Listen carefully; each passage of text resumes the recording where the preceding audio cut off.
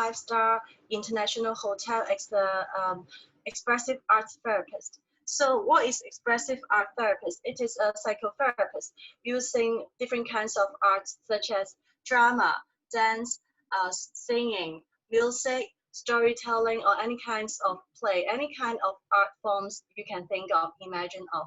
So I'm actually working in the corporate as a full-time expressive art therapist, and I deliver different kind of wellness programs such as yoga, meditation, singing, both sound therapy, mindfulness meditation, and psychology consultation, and graduate from the Bachelor of Education.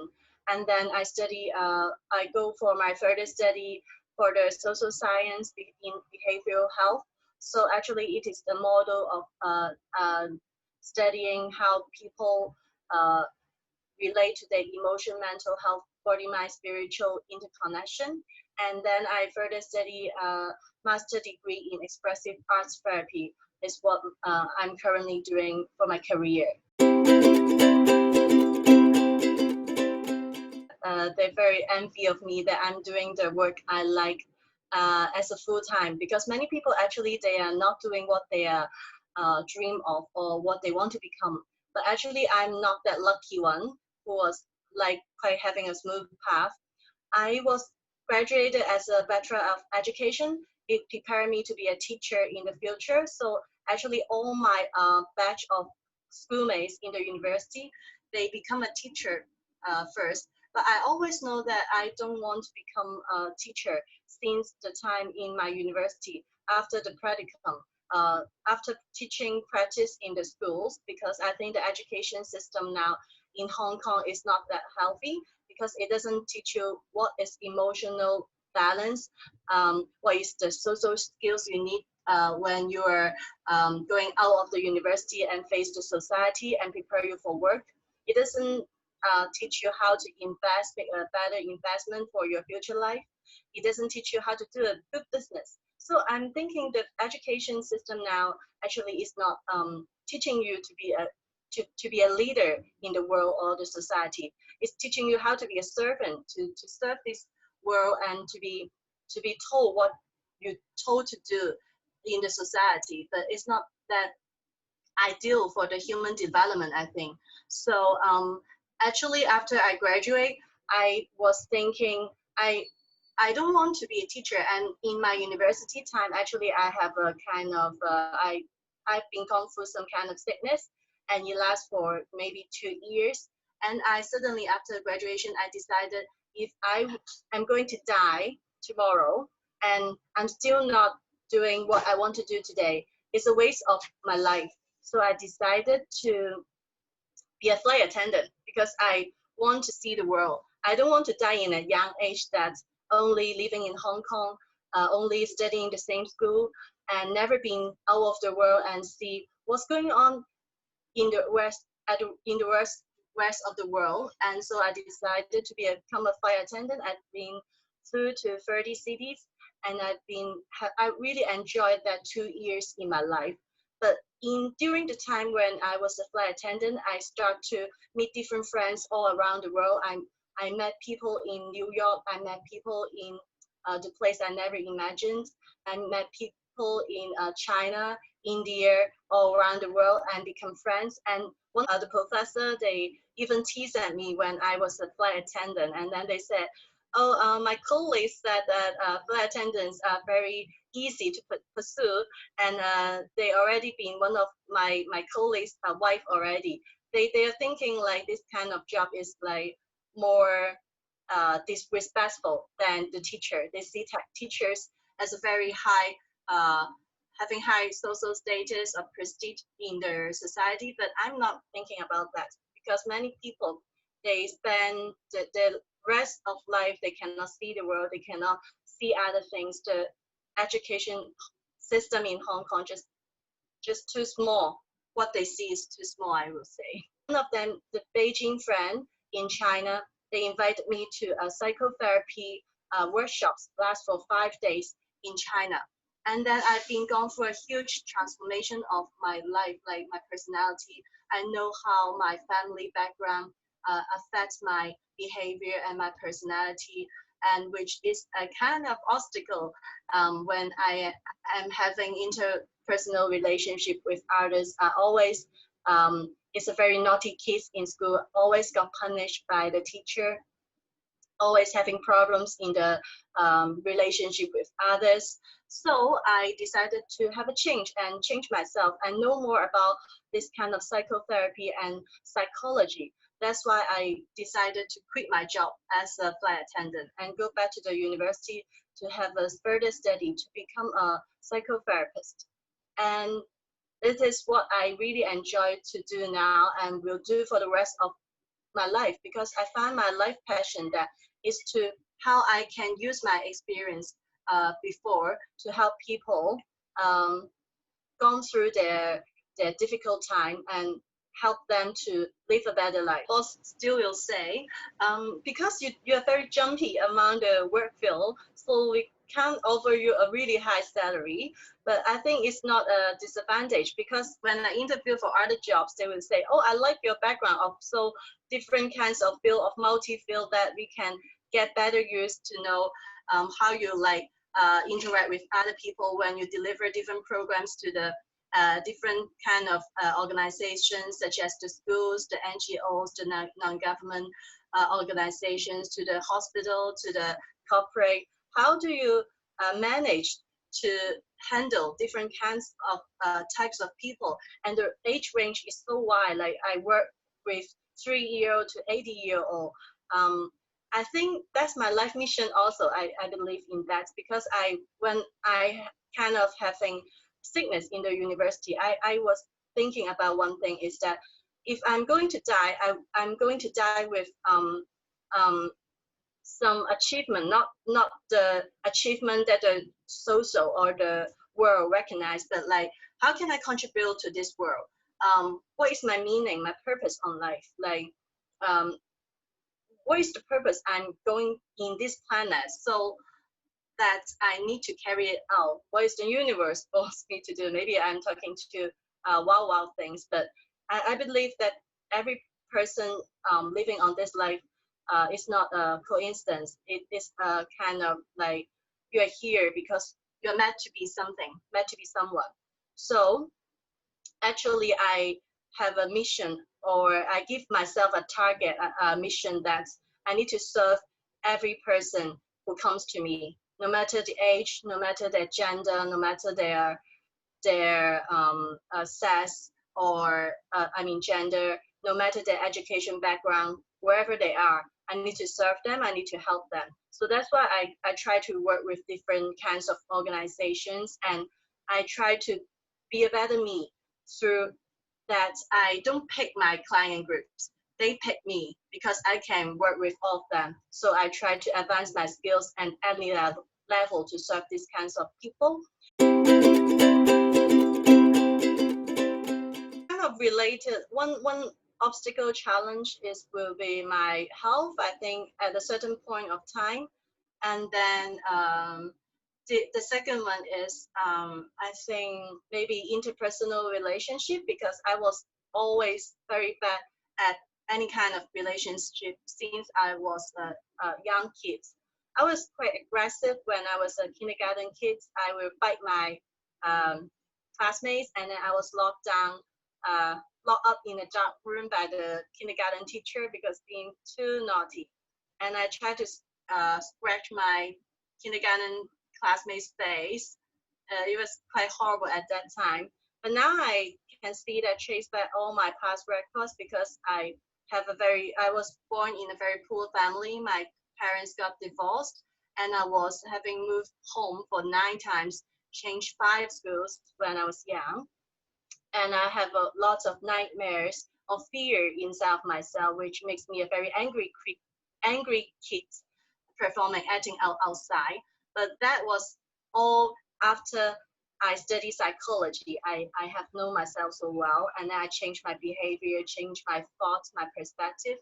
And yeah, now I'm a kind of a very popular very popular person among my students, among my clients. I have over 2,000 like adult students studying different kinds of psychology, meditation, yoga, things, hypnosis, things from me.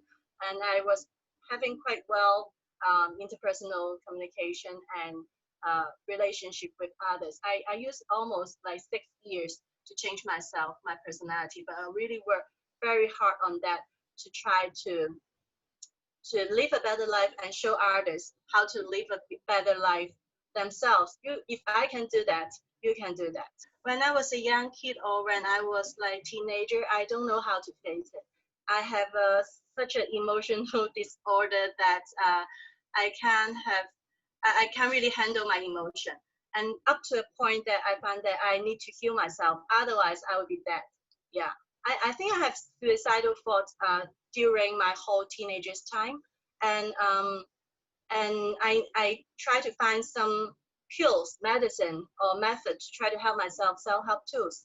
So I first started yoga, meditation, and I can see that it has great benefit on my body, on my emotional balance, and then during my university time, I'm still having some kind of relationship problems with all the schoolmates, teachers. I am quite a troublemaker, I would say. But like, how do I deal with that? During my sickness or my disease during the university time period, I discovered that art. Like I was suddenly waking up in the middle of the night because like kind of I have sleeping problem, insomnia at that time, and then I started to write calligraphy, and I started to do meditation, and I started to paint at that time. I think I think art and creativity is a very good thing that lets you to connect with your inner wisdom, connect to your inner resources, your intuition, and all these things. I through writing poems, lyrics, I found that it is a way to soothe my emotion. I found that it has some wisdom to tell me. My creation tells me something inside of me that I have never known before. And then I don't know what it is, but then I try to find out what is this kind of so-called automatic writing, this kind of intuition is. And I found out it is inside of every person. Like we have this wisdom part under your subconsciousness. You just need to find ways to let it out and tell you how to deal with your obstacles, your difficult time. So this is my work now to help people find their inner wisdom through art. And in my during my time, I think how can I go through the obstacle? I really have very good teachers later in the later part of my life. I would say after I graduate to become a therapist, um, I met very good supervisor, my therapist, to lead me through, gone through the darkest night. I would say they heal me with nurture, with love, with care, with empathy. They really understand me, and this is what a good healer, or what a good therapist do. And they taught me a lot. Like through them, I know how to become a good therapist, how to become a better human, to understand others, to accept others, even though the society or their family doesn't, all the peoples around them doesn't accept them. Through you, you heal them like a parent.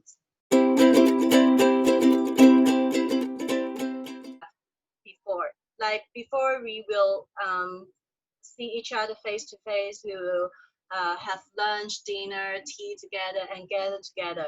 But during COVID-19, many people are like separated and isolated in this world. But I would say technology is a good, uh, good, good. What is that word? It's a good thing that it was invented in this world because through camera, actually many people with depression or with anxiety, they dare not to go out of the world, all have social anxiety problem. They can camera actually is like a more safer box for them to hide behind, so they don't need to really face people face to face. And you can choose to shut your screen off if you want others to see you. Just left your voices there, but you can still express. I would say it's a very good way for we to connect and communicate together. Although there's no actual body touch contact, but we can understand each other through talking, through the facial expression, through the tone of voice, through anything in this virtual world. And we can find ways to play in this virtual world. I have I attended some workshops. I have hosted some workshops with people. We are dancing in through the screen. We are playing drama through the screen. You can actually try to use your imagination and explore more new ways to work through the camera and connect with others, connect with people, and through the pandemic time, some people think it's the economy is really going worse. I'm losing my job. I got unemployed, but I see this as an opportunity for us to reflect ourselves, a time to really sit down and think, what do you want in your life? Not just working for no purposes with no meaning and just to feed yourself and your family members. But you need to really think, what are you, if the situation won't be better in a short time, how can you make use of this time to change yourself into a better self? Like you can learn new studies through online platform, YouTube. You can inspired by many other great people in the YouTube, in the internet world that you don't have even have time before to really take a look at their work or their speech. Now is the time for you to reflect, to really think about what do you want in your life and how can you make the best of your time now. Because I also reflect on my work. I love my job. I was working as a therapist already, but I can see still there is a new way for me to connect with this world. I recently connect with the rest of the internet, the rest of the world through internet by launching some courses online in the international platform. Use teaching courses in English that I never tried before.